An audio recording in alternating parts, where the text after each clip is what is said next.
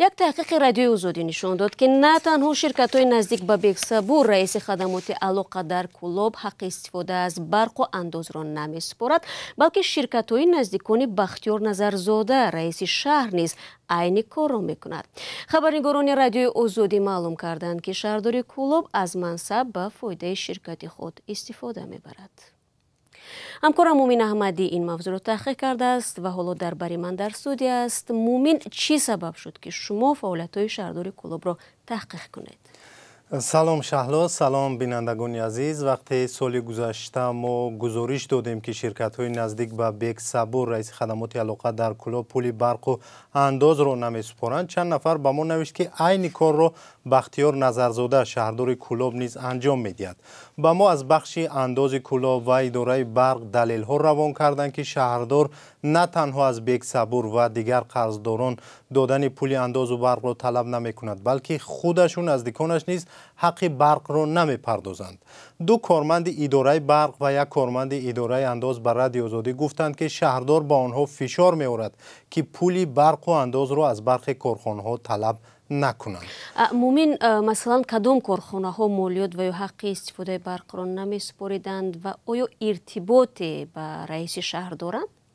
بله شهلا، تحقیق نشان داد که برخی از کارخانه هایی که پول انداز و برق را ندادند مستقیم یا غیر مستقیم به رئیس کلوب تعلق دارند یا زیر رهبری او عمل میکنند.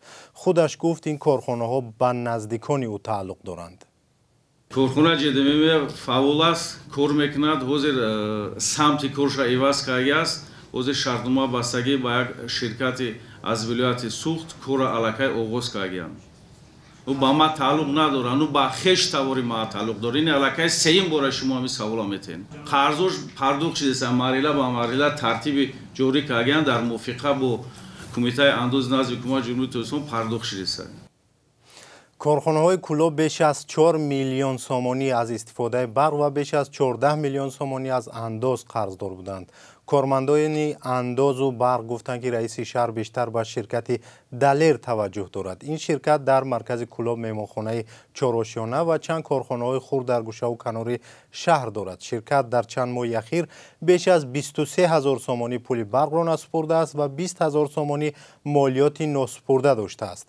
در سندها مسئول پرداخت پول برق بختیار نظرف نام برده شده است. تحقیق ما نشان داد که این شرکت در گذشته به خود او و بعداً به نام پسرش و حالا به نام نزدیکانش ثبت نام شده است. مومین، باز کدام حالت‌های سوء استفاده از مقام شهردار رو در این تحقیق پیدا کردید؟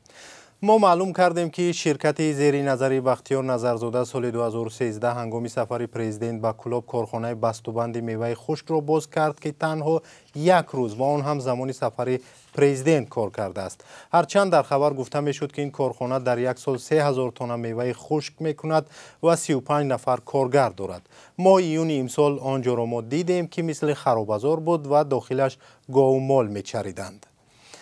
خلاصه تحقیقات فراگیر است و بزودی در وبسایت azadi.org نشر می شود. تشکر. تشکر. همکار مومین احمدی بود درباره یک تحقیق رادیو آزادی دایر به فعالیت‌های رئیس شهر کلوب صحبت میکرد و همین طور هم که گفت بزودی می توانید در وبسایت ما آن را بخوانید.